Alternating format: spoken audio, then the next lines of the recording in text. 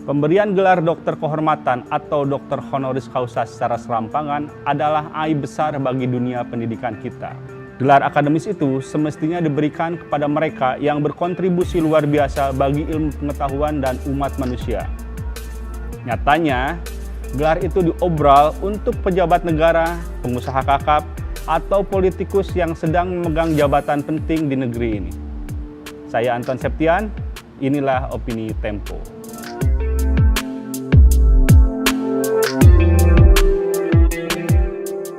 Bagi gelar doktor honoris causa itu menunjukkan ada kekeliruan yang luar biasa dalam pengelolaan perguruan tinggi kita. Apalagi ada dugaan penyimpangan dalam pemberian gelar tersebut. Sejumlah universitas memberikan gelar itu dengan imbalan mendapatkan koneksi politik, sumbangan finansial, atau dukungan lain dalam bentuk apapun. Memberikan gelar akademis tersebut demi imbalan atau koneksi politik sama saja dengan korupsi. Para petinggi perguruan tinggi jelas sedang mempermalukan dirinya dan menjatuhkan martabat kampusnya sendiri. Pejabat dan pengusaha yang sengaja berburu gelar tersebut juga patut dipersalahkan. Ada kemungkinan mereka mengidap kelainan psikologis karena merasa bisa menyembunyikan rekam jejaknya dan inkompetensi dirinya. Mereka tampaknya yakin betul setelah mendapatkan gelar tersebut, mereka bisa menyembunyikan aib tersebut dan mendapatkan posisi yang penting di mata publik. Orang-orang tersebut sesungguhnya tidak layak mendapatkan gelar honoris causa. Acara penganugerahan gelar kehormatan oleh Universitas Negeri Semarang pada 11 Februari lalu adalah salah satu contohnya. Senat Kampus bersama Kementerian Pendidikan dan Kebudayaan sepakat untuk memberikan gelar tersebut kepada mantan Ketua Umum PSSI Nurdin Halid. Nurdin dianggap layak mendapatkan gelar doktor honoris causa karena dianggap sukses dan jasa luar biasa ketika dia memimpin PSSI dari tahun 2003 hingga tahun 2011. Argumentasi tersebut jelas tidak masuk akal. Ketika Nurdin memimpin PSSI, kita tahu tidak ada prestasi luar biasa dari tim nasional kita.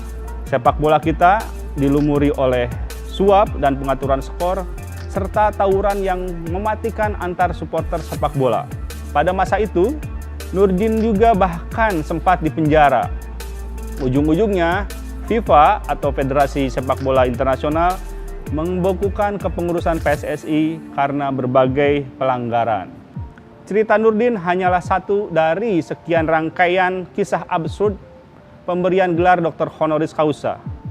Ada cerita lain soal Hakim Agung yang rajin menghubungi universitas untuk meminta gelar kehormatan tersebut. Ada juga pengusaha yang mendadak dermawan karena ingin gelar tersebut. Bahkan ada menteri, pejabat, politikus yang berkeliling ke kampus-kampus untuk meminta gelar tersebut. Kampus seolah menjadi pasar yang bisa mereka tawar untuk memberikan gelar kehormatan tersebut. Kampus seolah-olah menjadi pasar yang menjajakan gelar kepada mereka yang bersedia membayar paling mahal. Pemerintah harus bertanggung jawab memperbaiki situasi ini. Menteri Pendidikan dan Kebudayaan Nadiem Makarim bisa memulainya dengan mengubah regulasi yang mengatur pemberian gelar ini.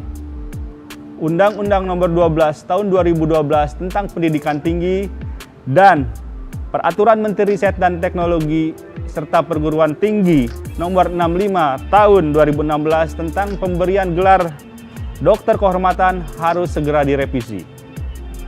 Kedua peraturan itu tidak memberikan definisi yang jelas bagaimana pemberian gelar itu harus dilakukan.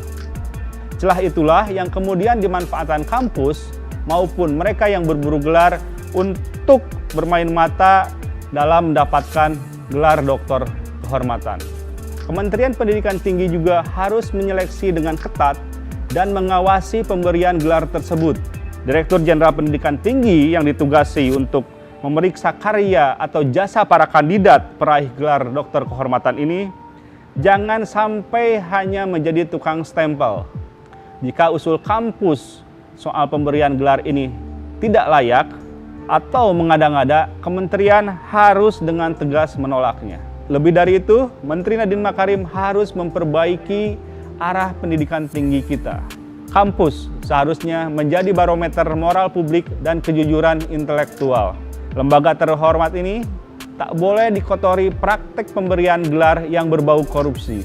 Selama kampus terperangkap dalam pola pemberian gelar yang transaksional ini, jangan heran jika melihat orang Indonesia mudah tertipu hoaks atau termakan propaganda yang menyesatkan akal sehat.